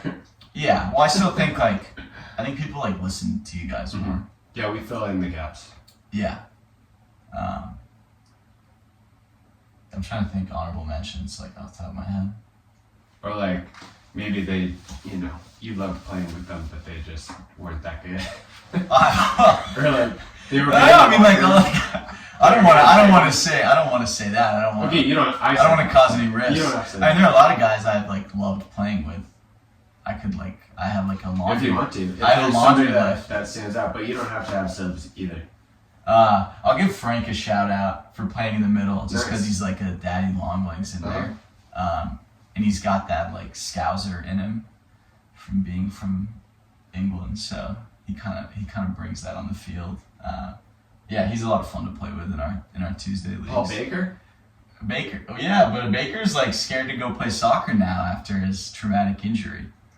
I do love playing with Baker though. He's a lot of fun. That dude works hard. That dude will show up to train. Yeah, he will. Yeah. He's one. You're like that too. You go to the game sometimes even when you aren't playing, or when you ran earlier in the day. But I try to go too. When I'm available, Yeah. I always try to go. But yeah, you're one of the only other ones that goes when you're not available. But Paul goes a lot too. Yeah. Some other people come sometimes, but No, Paul's it means a lot even when you're not playing. yeah, it's just cool to be involved and go hang out with everybody. Mhm. Yeah, I'm happy to always go do that. It's just fun. It's just fun to be out there, even if you can't play. I agree. Yeah, that's my 11. What does a training session look like for you guys? Just ice bath, recover, or are you guys in the gym doing some upper body or what? I don't think we're in the gym. Maybe some of the guys are in the gym. I don't think everybody on the team's in the gym. I don't know. Just Which ones are in the gym? I think Christian's in the gym. I think Allard's in the gym. I know Ram is in the gym. Cole's in the gym? Cole's probably in the gym or he's in the pool. I'm sort of in the gym. 50-50. You're normally in the gym. I haven't been recently. Because you've been running. Yeah. Yeah, but you would be in the gym. Yeah, in a perfect world. Yeah, I don't know if anybody else is in the gym. Maybe Moser. I think he just does biceps. Speed I think Moser only does biceps. He's getting a little top heavy. He's getting a little. I'm just kidding. Speed might be, but he hurt his back. He's in the boxing gym. Is he? Yeah, that's normally what he's. Oh, that's where he gets his fire from. Okay, I didn't know that. Cousins will be in the gym just making up his own thing. He's doing his little yoga. He's doing his little bridges and his little yoga poses. He'll be doing basketball, or he'll be playing basketball or whatever. Yeah. Oh yeah. He exercises a lot, but he's not in the gym. No, I got you. I don't know, training session, something just well-rounded. Do some conditioning, work on your touch, do some possession, small-sided, finishing, wrap up. That sounds like a good training to me. Nice. But definitely conditioning. I think that's something that's overlooked. Yeah. I agree. Because my boys are getting ready for regionals, and they are in good shape. That's one of the reasons they're going to regionals. Dude, that's the best way to separate yourself from other teams is be in good shape. I've that's always been my thing. I may not be the best technical player, but I promise you I'll probably work as hard, if not harder, than anybody else out there. Yeah. And so that's how I assert myself in the We agree. in the We all games. think that of you. So Cool. I know. Is that good? You made me blush the other day when you were Uh-oh. everyone's got to start running more for Vail unless you're Henry. And Unless you're Henry. I was like, hell yeah. he's the only one that's I could say is ready right now. You could say Cole's ready. Well, we're all ready. We can all go there, but we all need a little bit of work, I think. Yeah, Is that good? Second half? I think so. Okay. Cool. Let's wrap this up here. We can do an OT if you guys want. Just say my Sure. name. I know they say I'm dangerous, that I'm a little insane. Okay, what's going on? But It's running I stuff. just can't. Last weekend I heard you ran 50 miles. I did run 50 miles. Or 2 weekends A ago. couple weekends ago. 2 weekends ago. Yeah. So you've been training for how long? I guess we started beginning of January. So it was like a little A year. more than 4 months. This January. Yeah. So like 4 months. I kind of started like running a little bit more and like trail running more, kind of in the fall, but didn't really like commit to the training plan until the beginning of this year. I mean, I blame all that like on Cole. Cole's like totally got me into this whole new level of like physical activity. Like the Ironman helped me sign up for the Boulder Marathon last year, and then he was like, "Yo, you want to run 50 miles?" And I was like, "Sure." I think we just like it like works well for us because like he's really good at like coming up with ideas, and then I'm like really easy to like talk into things. So he like knows if he comes to me, I'll probably be like, "Yeah, why not? Like, let's go." Did he Let's go do this. finish the race as well? He did. He beat me by like 15 minutes, I think. Oh, dang. Yeah. So you have a little bit of beef? Yeah, a little bit of beef now. Yeah, there's some bad blood. No, Cole's a stud. We ran together for like 40 miles probably, and then my knees just kind of started caving on me. So I had to like slow down a bit for the last few miles. What were the race details? Like, where was the race and what was everything like? Up at Horsetooth and like Lori, you basically are doing like, it's a 225-mile loop course where you're basically running from like the end of Lori to Horsetooth and then back, and it's like 4 down and backs total. It was 11,000 feet of vertical, which was a lot. Never done that before. The uphill felt pretty good. Downhill is like what really was a struggle. But yeah, I mean, it's just like it's just a really like cool experience. It's different than like a marathon where you're kind of more like focused on like pace or a certain time. Our goal was just to finish. I think we wanted to like run like 12 hours, I think was the goal. We both like, he finished in like 11:05 and me like 11:20. So we were like pretty stoked about that. But it's just like a cool, like the trail running community is like really cool to be a part of. It's like super well supported and well run by the organizers. And everyone, like all the other racers are out there to like support you. You like meet some cool people, like, cause you're out there for a long time. So you'll like come across runners and you kind of like help gas them up, and they'll kind of help gas you up if like, one or the other's struggling. So it was cool. It was a really fun day. It was really hard. How many racers were there? I think it was like 150, 175. It was like a 30% DNF rate though. So it was cool to be able to like push through and say that we finished, because it was hot that day, and that was definitely tough in the sun. But yeah, it was awesome. It was really, really rewarding. Cole already like wants to run 100 miles now, so we'll see. On the trail or on the road? No, on the trail. I don't think I could run 100 miles on the road. I think I'd get bored. A marathon's like a good distance to run on the road. Yeah, I think I'd have to be on trail. And so what does like a week of like training look like for you? Training is like five days a week of running. It'd be like Tuesdays was always like speed work, so you're doing like intervals. Like how many intervals and fast and stuff? And are you on the actual trail?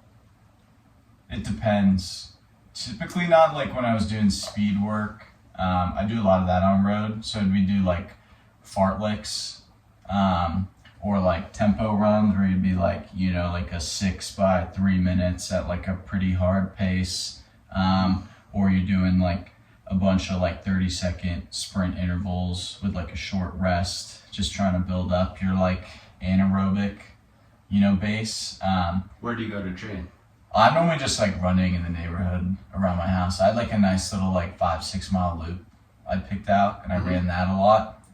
Or I would go run over at Pine Ridge over below Horsetooth and run that reservoir trail, because that's like easy trail, but you can still do like good speed work there because the trail's in good condition. Wednesdays are like short, easy runs, or not like short, but like just easy runs. So you're just doing like a nice like controlled pace. Like sometimes we do that on trail, sometimes we just like run around home. Thursdays, I would try and do like hills or like stride workouts to like work on form. So those are good. I really like strides. Those have like helped me a lot.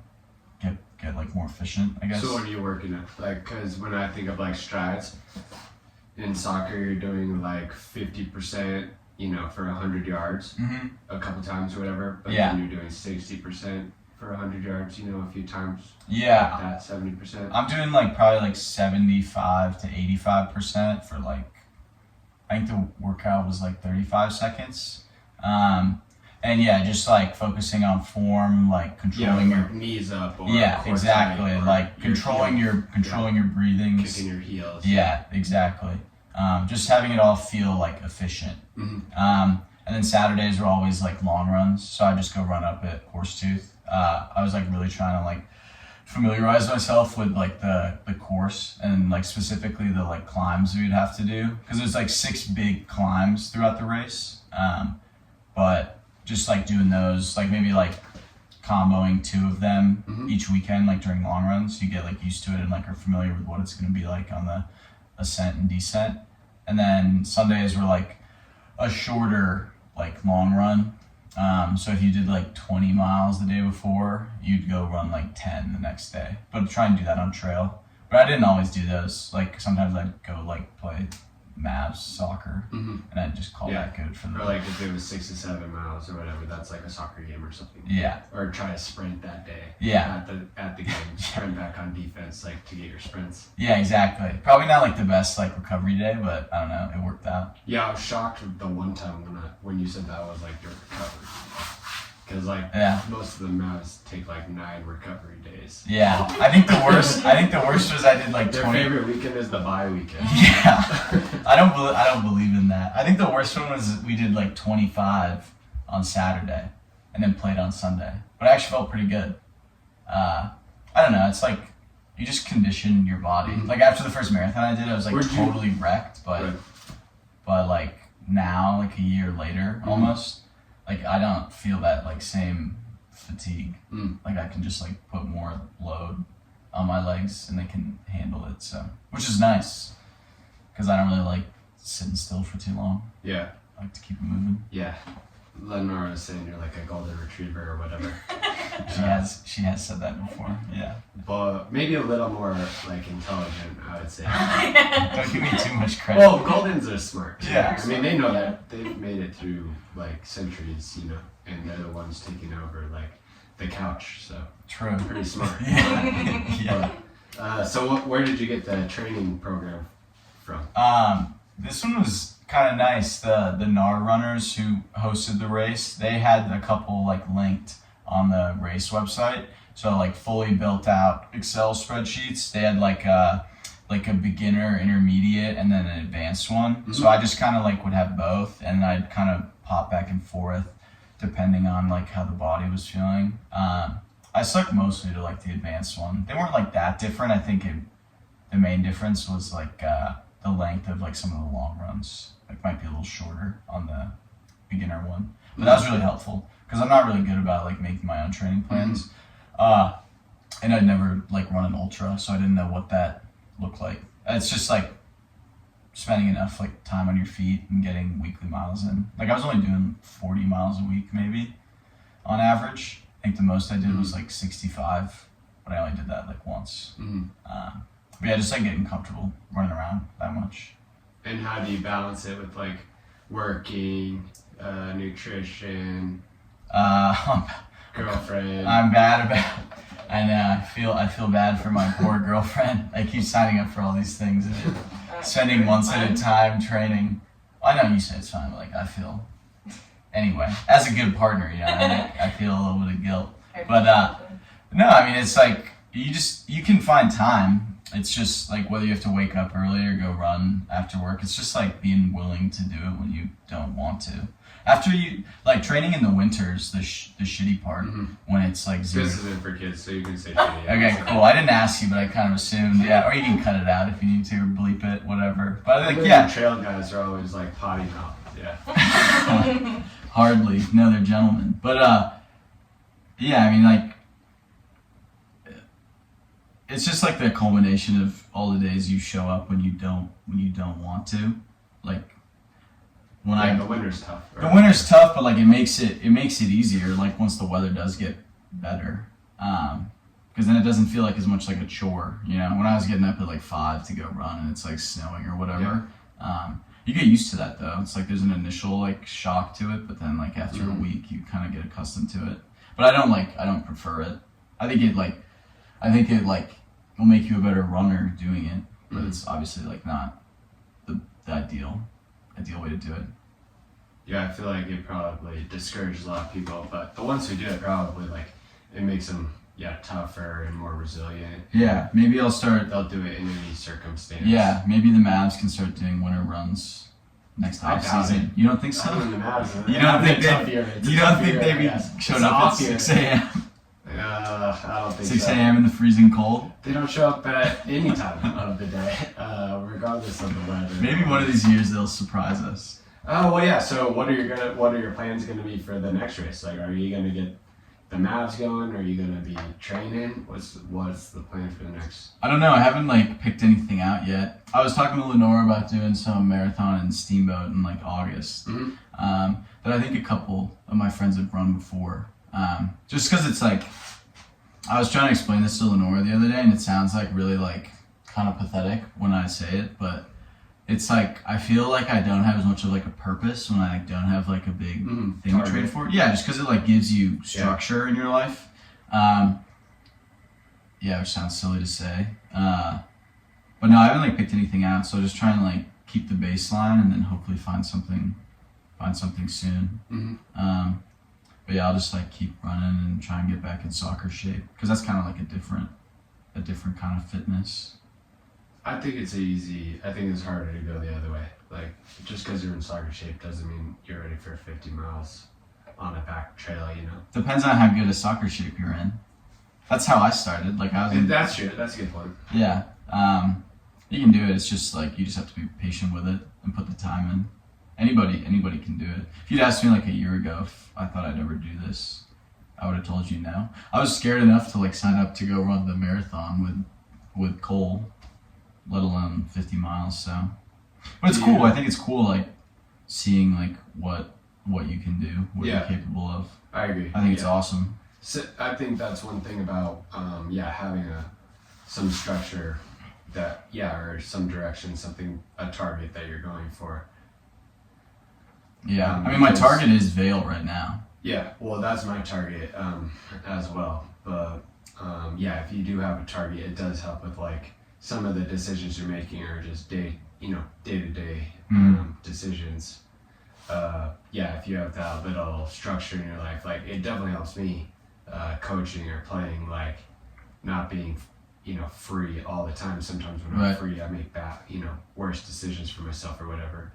But sometimes even when you're the busiest, that's when you're, operating at the highest. That's when you're producing your best stuff, not just like in the race or on the soccer field, but at work or with your relationships, even though you're super busy, versus the other time, the down periods. That's where I don't do as well. As like, I remember over Christmas, it was like a Monday and I had nothing.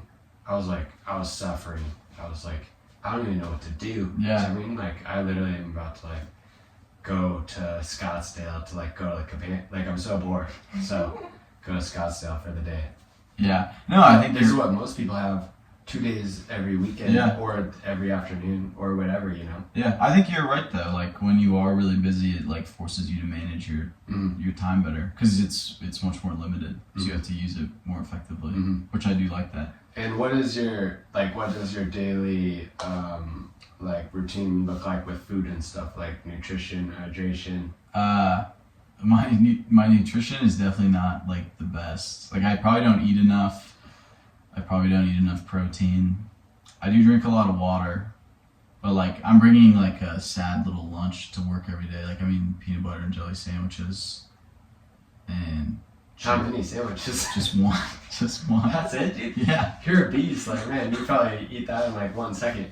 I do inhale it pretty quick. We normally always have like a big dinner because we meal prep a lot of dinners, which is nice. Like rice, beef, and veggies is like a very frequent thing. We're eating at home.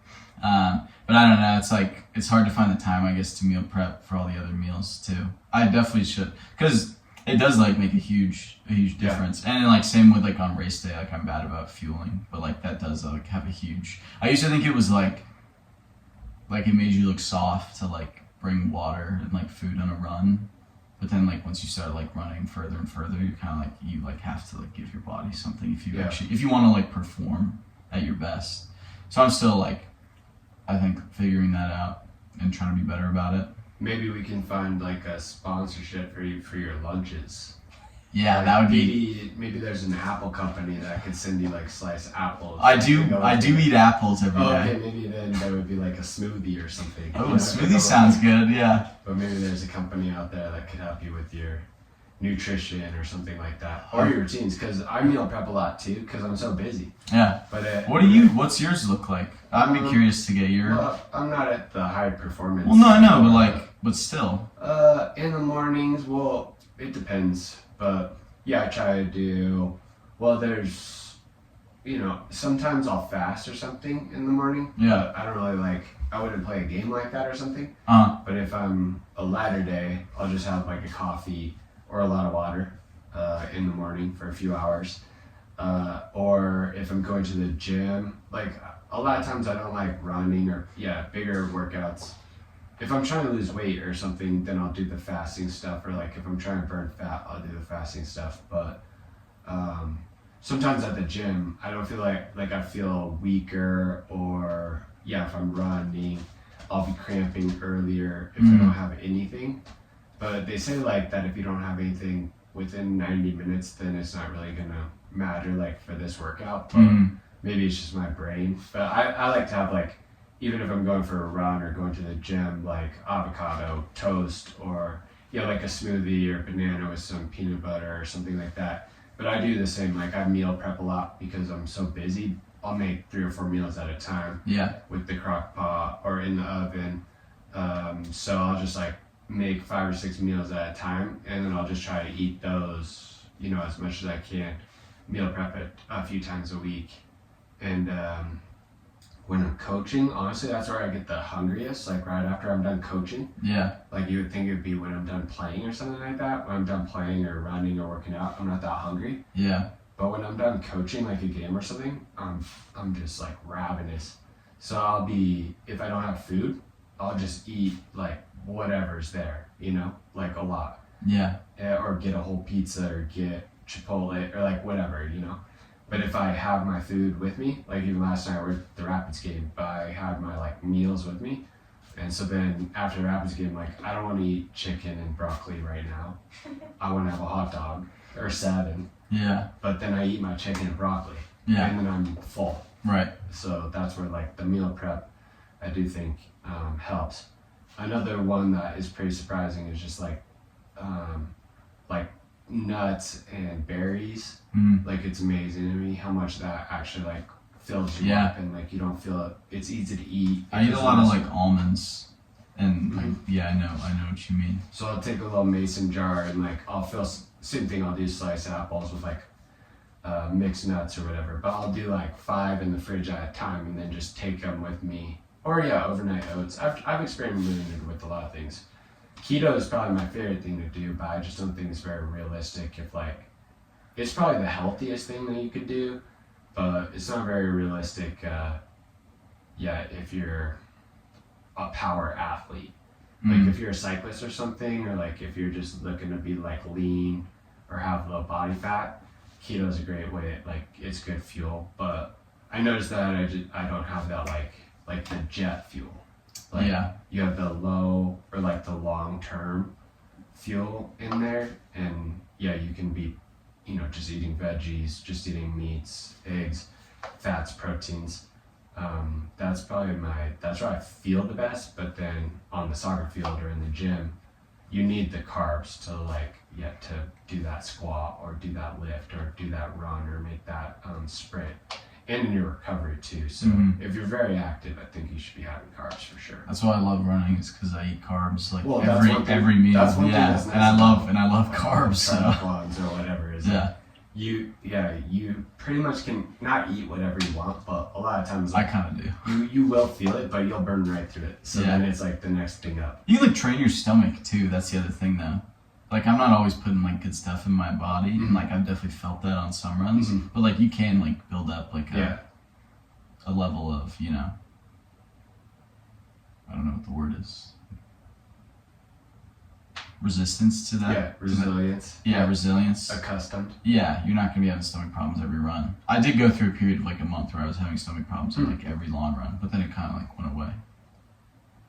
What could the community do for you? Like we talked about the sponsorships or whatever, but that'll be my last question is what could maybe the community do? Like, can they help you with anything, or like maybe we need to get a videographer with you, like for one of your training runs or something like that? I mean, I'd Or love get to the YouTube updated, get that YouTube page updated. bring it out of hibernation. Yeah. And I might have to do a deep clean of some of the old videos on there before I broadcast that out to the world. No, I mean, like I'm always open to like people who want to help like support the process, but I don't know, like at the end of the day, like I just try and like work with people who like have similar goals in mind, or who just want to like go out and train hard. Like that's what helps me like get the most out of myself and like out of my training. So like, yeah, it'd be awesome to like get some help from the community, but if I just like have good people to go train and run with, then like that's the biggest thing for me. So yeah, I just keep trying to like push it on the new people. I'm already talking to Lenora before she's even run her first marathon about like how we're gonna go run ultras together one day. That'll be good. Yeah, I think so too. I just see that maybe there, you know, we might need a behind the scenes look. Yeah, we could work on A that. normal training day, or like behind the scenes race day or something like that, you know. Yeah, we could. Mavs, they can afford the videographer, but the videographer, you know, is not prepared. Yeah. Whoever they are. So Mavs, it's probably, we're looking for someone, you know, really top. But for you guys, maybe we need to get somebody in there on the day to day. Like, let's see this smoothie blend, you know. Like, let's see this PB&J. I was gonna say let's do behind the Let's do scenes of this 24 hours PB&J. with the Romanos. Yeah, we could make that happen. I think that's what you guys should do. Okay, I might have to get to work on that then. Well, maybe we can help. Okay, cool. Good job. Thank you guys. Good, guys. Thanks for Feel for the pain. So treat me like the